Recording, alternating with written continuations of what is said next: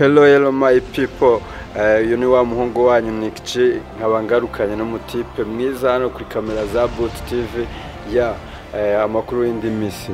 Amakuru ni meza kugira ngo abantu babashe kukumenya n'ubwa mbere uje hano kuri kamera za Boot TV nk'izina ryawe baba bakwita ngo iki kugira ngo tubone uko dutangira ikiganiro. Amazina ku bantu banzi nyine ku bantu akora social media dan banzi yaba ari abo twiganye cyangwa abantu bakoresha nkoresha Starboy Rwanda kuri Instagram ni Starboy Rwanda, kuri YouTube ni Starboy Rwanda nabwo kuri Facebook ni abantu benshi banzi nyine banzi kumijanye na nyine n'amapitire nubwo nkoresha Starboy Rwanda ariko amazina aho mbanyishe nyine nitwa niyo bugingo Jean Claude. Niyo bugingo Jean Claude. None igituma nkuzanye kuri kamera za Boot TV hari indirimbo nyinshi nagiye nkubonamo harimo nk'iya Jay Paul aheruka ubwo yagihumekaga umwuka w'abazima kiri kuri iyi si, indirimbo y'Imana ari kumwe na Gisa cy'inganzo. Iriya ndirimbo we waba warayigiyemo gute? Iriya ndirimbo rero ukuntu imeze hari itsinda rikomeye cyane kabisa n'abapiti b'abatala bafite tala kabisa, abapitimani bafite tala irenze n'aba gospel n'abapiti baririmba indirimbo za gospel. Iryo tsinda rero harimo n'abavandimwe banje ko turi batandatu, harimo bita Damasi niwe president wacu, akazo bita Claire, akazo bita Clementina, akazo bita Eliona, ari no kwiga ku Nyundo ngo nakabebe kari kwiga ku Nyundo ariko nakana umva gafite tala ya danje. Gafite akaza no bita Melissa nawe ni umukobwa uririmba voice nziza arimba soprano. Tuko turabana batandatu tuvuka ku mubyeyi umwe nyine no umupasiteri nyine no ayobora mu nkuru nziza church. You know irandirimbo rero twebwe message twe dufite nyine turaririmba music ariko dan message dufite twebwe dukora gospel ariko twe tukayefure nuko ngo dufata abahanzi baririmba sekira tukabashyira mu ndirimbo za gospel nyine kugira ngo tubitandukanye. Twazanye challenge nyine itandukanye n'andi ma ministeri ko zaramuzikora cyangwa twe turashaka kuzana icyo bita innovation muri new generation urubyiruko nyine to. None muri iriya ndirimbo ko wowe ugaragaramo mu mashusho ariko we ntabwo ujya uririmbamo, ugaragara nyine wagitingamo bisanzwe, wowe nta mpano waba ufite yo kuba waririmba cyangwa uri manager? Njyewe dan impano njyewe bariya n'abavandimwe banje bararirimba ariko njyewe no kuvuga ngo impano yanjye njyewe no kuvuga ngo njyewe nkora ibintu bya production, ndafotora ndafilima ibintu nk'ibyo ngibyo. Njyewe ndabasupportinga mu bintu bijyanye na social media ndabapushinga nyine to. Nukuri ni bashiki bawe uba ugomba kubashakira inzira y'aho banyura, n'abariya basani tugenda tubonana bakorana n'indirimbo yuko na papa cyangwa hari n'indi ndirimbo nshyashya nigeze kubabonamo bayita Igihe. Niyo ndirimbo nshyashya dufite. Mwajya kuri YouTube channel yabo kandikamo Comfort People Ministries gashyiraho subscribe. Harimo na Ivan Imano, indirimbo ifite message ikomeye kubijyanye na Poli. Ni twebwe twakoranye indirimbo ya nyuma ya gospel nyine bayita Ubutunzi. Twari turi kwamamaza n'iriya ndirimbo nyine nshyashya, twigarukire kwa Poli ukuntu byaje kugenda kugira ngo mugire igitekerezo cyo kuba mwakora indirimbo ngire ngo yariyo ya mbere mwari mukoranye n'umusitari wo mu gihugu kandi ukomeye kunzwe.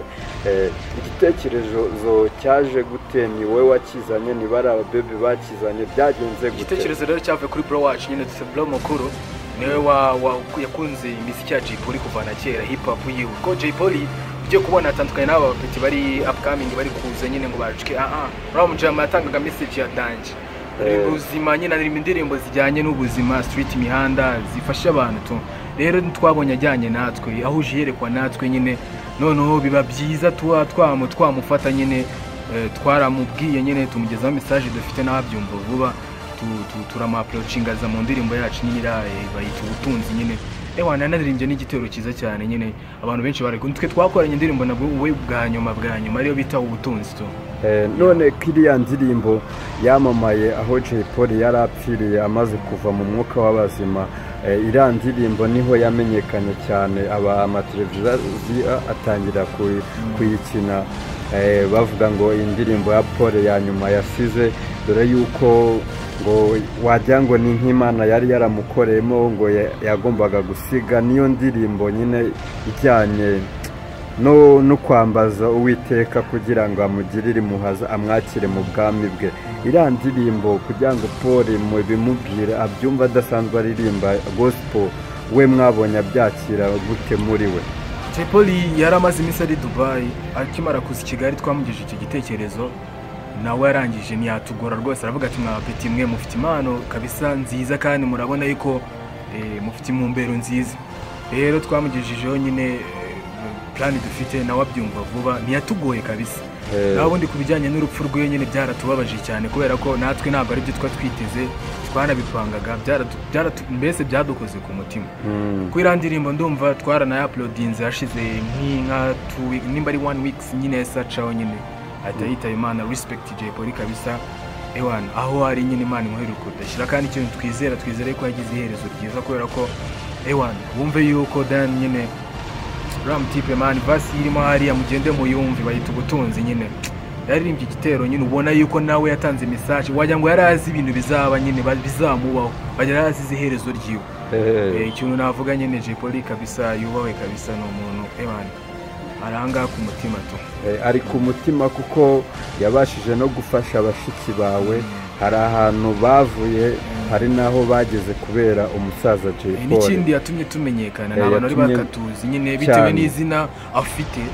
Urumva na rupfu rwe nyine ndimo nibwo yabaye trend, ariko ntago twari tubyiteze, ariko yarumva yatumye campus nyine hari abantu batumenya nyine tu. Niyo mpamvu rero turamushimira cyane ko urumva itafari yashyize ku muziki wacu. Hari itafari yasize ashyize ku muziki wanyu. None hari ifatwa rya Paul amaze gufatwa, wenda we wari uri hehe cyangwa wari uri mu rugo umaze kumva umusaza mwari mumaze gukorana projet arafashwe ngafatanywe ibiyobyabwenge, ese muri we wumvishe umeze gute cyangwa we wari uri he? Paul rero bamufashe, ndumva twaduri gushutinga iriya ndirimbo ya gospel nyine y'ubutunzi, bese bamufashe mu ijoro twarangije gukora iyo ndirimbo nyine. Gusa ngewe wenda ntabwo nabivugaho ikintu kinini cyane, ariko icyo nzi cyo ngewe twari turi kumwe no kuri station ya polisi numva baratujyana, nanjye umwe mu bo twari turi kumwe. Ariko ngewe ziriya gahunda kabisa zijyanye na drugs, ibintu nk'ibyo ngibyo ngewe ntabwo mbizi, kuko ntabwo nigeze mbimubonaho tu. Hari impamvu nyine byatumye bamutwara, ntiwamenya nyine ko nanjye byarambabaje cyane. Byarakubabaje. Hari n'abakobwa bafatanye bari kumwe, abo bakobwa nagiye mbona n'amateleviziyo yabo bavuga ngo ntabwo bazongera kunywa ibiyobyabwenge, bihana nyine bavuga ko batazongera guhemukira igihugu cy'u Rwanda. Paul nubwo bitagenze neza, nawe ndakeka yuko iyo aza kuvamo amahoro adahuye n'ibindi bibazo, nawe ubu ngubu bari kuvuga ati ibiyobyabwenge kuri njyewe ntabwo nzongera kubikoresha, sinzongera kubigeraho, ariko nta kundi Imana yamukunze kuturusha. Imana kandi igomba kwisubiza uwe, dore yuko yanagiye hari ikintu cyiza amaze gukora, ntabwo yagiye ari mu byaha, nkeke yuko yagiye yihannye nyuma y'indirimbo yari asize hanze, abanyarwanda igakomeza ibaryohera mu matwi y'abanyarwanda na n'ubu, dore yuko ari nayo ndirimbo ifite views nyinshi kuri channel yayo. Ikindi tumushimira nyine, urumva yaradufashije cyane, urumva abasabu bacu barazamutse tumaze kugera ku 9,000 hafi 10. Ikindi cya kabiri tumushimira, nagiyeho nabonye ari 10, nabonye ari abasabu 10. ngo turamushimira nyine, urumva yadukoreye ikintu kinini cyane nyine, kinini cyane, urumva ntabwo twabona ikintu tumwituye ko yadukoreye ikintu kinini cyane kabisa.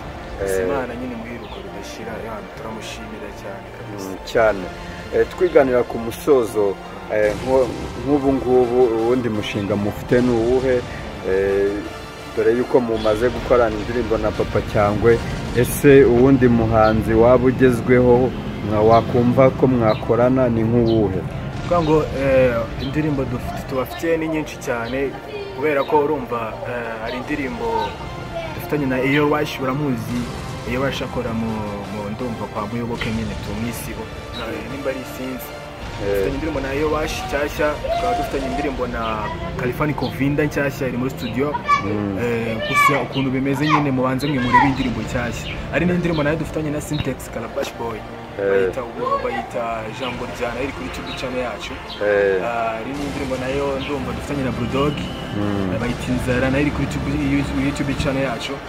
So n'indirimbo nyine dufite nyinshi, tubafite mbese ibintu byinshi ku bantu nyine badukunda, abantu bumve yuko nyine ntabwo tuzacika intege, tubafite ibintu byinshi birenze tu.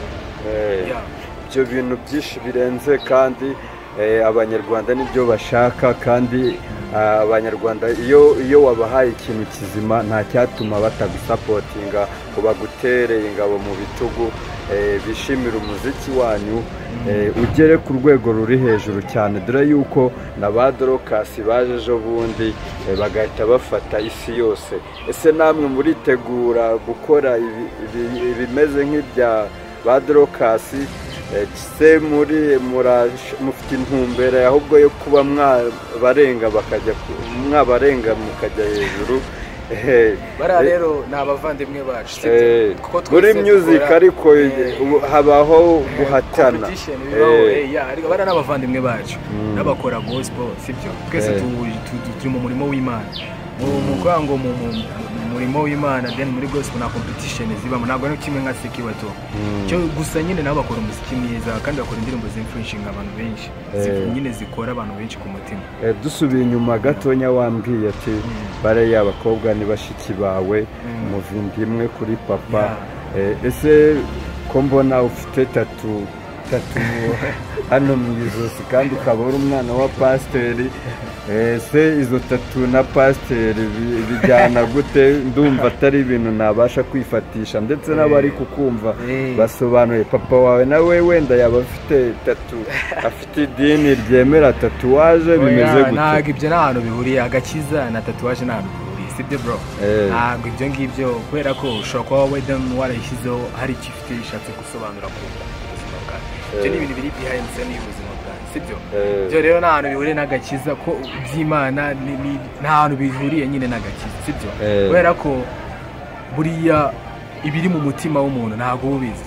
Ushobora kubana gutya physical ukuntu umuntu ameze, mbese n'ababebi benshi bambara amajipo magufi cyangwa abanidefrizing nk'ibyo ngibyo, kimwe ko abadeperi akabaho n'abayisilamu n'abaki, buri muntu wese afite ukuntu ameze nyine.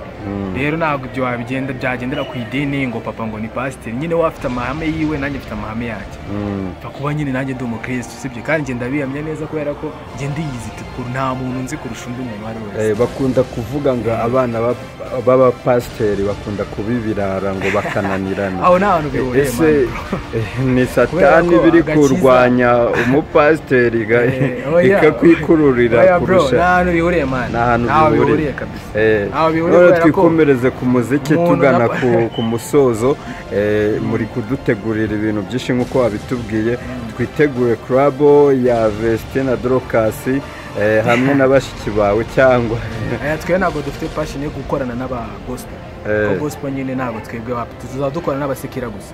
Ushobora gufata abanzi b'isi tukaba approaching bakarimba gospel. Rero nyine aba gospel rwose wapi rwose, kubera ko aba gospel wapi rwose ntabwo duhuje passion kimwe nk'abo nyine. Bafite ibintu nyine bahuje, twe future yacu ntabwo ari kimwe nk'abo gospel. Twe dufite intumbero yo gukora n'abasekera cyane, gufata abahanzi barimba indirimbo z'isi tukaba approaching bakarimba gospel. Ariko muri kwibanda ku baraperi cyane. Hari n'indi ya Bulldog na bashiki bawe. Ese we bashiki bawe kubahuza n'abaraperi utabyungukemo wenda ntuzabihomberamo buriya, cyangwa? Ibyo nta hantu bihuriye. Kuba abaraperi buriya ni abantu baririmba indirimbo zijyanye n'ubuzima, zijyanye na life abantu tubamo, sibyo? Batandukanye n'abaririmba R&B ni abantu baririmba indirimbo z'urukundo, sibyo? Kandi niyo mpamvu twe dufashe n'amuntu tureba umuntu tukavuga si uyu muntu influencing abantu, nyine message akunda gutanga tu. Wenda sibivuga yuko n'abandi tuzakorana R&B tuzakorana nabo, ariko ibijyanye nyine n'aba hip hop nyine n'abantu hip hop ubona abantu badukora ku mutima batwespira tu. Bulldog umuntu kabisa uri mu indirimbo zijyanye na street mihanda, zifite message ikomeye cyane tu. bakomeje kukumva kandi abakunzi ba Boot TV bakunda ba Star n'abatatuwaje ntago tubaheza twese mwese buri umuryango wa Boot TV nawe ndetse n'undi wari we wese uzifuza kuba yatanga televiziyo Boot TV nyine mukore subscribe ko iyi channel nyine ni channel nziza kabisa kandi itanga message nziza kandi ubona yuko ewan Boot TV nyine ubona yuko ari channel nziza kabisa nayo subscribe man sharing urabona iri kuzamura nyine entertainment yo mu Rwanda none usezera ku bakunzi bacu ndetse n'abaguhanze amaso n'abakurikiye ikiganiro cyawe cyose ikintu nababwira wabasezeraho babwira thank you so much nyine ku bantu badukunda nyine bakunda Comfort People Ministries ministeri ifite icyo bita innovation ifite impinduramatwara nyine ni ministeri mbese navuga izagera kure ifite byinshi byo gukora ikintu nabashishikariza mukore subscribe kuri Comfort People Ministries kore subscribe kore na comment kore na share indirimbo nshyashya dufite igihe irimo Ivana Impano na Papa Cyangwe mu sharing abashiti banyu kandi ikindi ndabifuriza nyine umwaka mushya muhire nyine happy new year thank you so much kabisa bindi Imana kuko babwiye yuko uzagaruka ugarukanye n'abashiki bawe hano kuri Boot TV ejo bundi rwose bitari kera muri practice yacu kabisa ewan urabizi nyine nabikwemereye you are welcome bro